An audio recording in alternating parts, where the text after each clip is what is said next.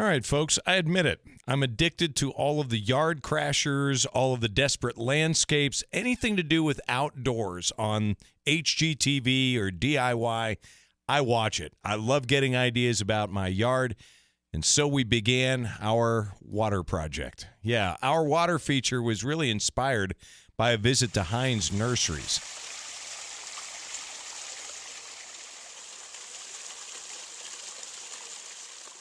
And so we commenced with some digging. That's me cooling off, and my stepson Grant, who lent a hand early on with the project.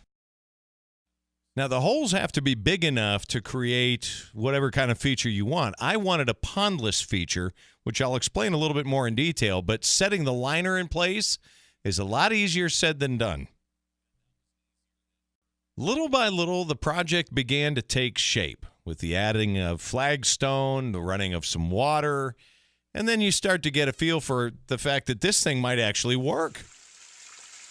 All right, now we have a test of the pump and the waterfall location and the cascade itself. Now we'll start putting this thing together.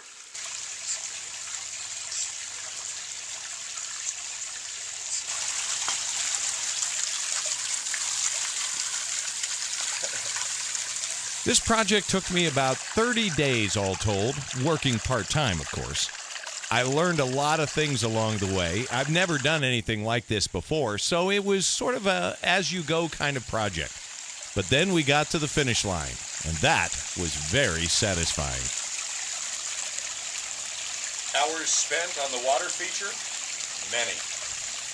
Money spent? A good bit.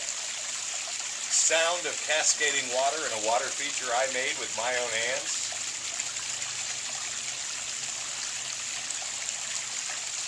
Priceless. For everything else, there's the morning show with Preston Scott. Honestly, this was a great project. I found it very rewarding to do. I learned a lot along the way, as I mentioned, but I'll also tell you that I think I got it right. This is one of those projects that if you don't do it to the right size and scale, it can really come off looking tacky. I think for the most part, I've avoided that. My wife came up with some great ideas on locations and use of some plants, and I think flagstone made a big difference for us in our particular project. I've got some water lilies that'll be growing out of the main basin. I've got some cattails and some other plants that'll be growing around the water feature that are fed by the moving water at all times, and I may even add a few fish. Bottom line is, these are fun projects. They're really not that difficult to do, but you need a few tips. And if I can provide any for you, just send me an email, Preston@WFLA-FM.com. Hope you enjoyed watching.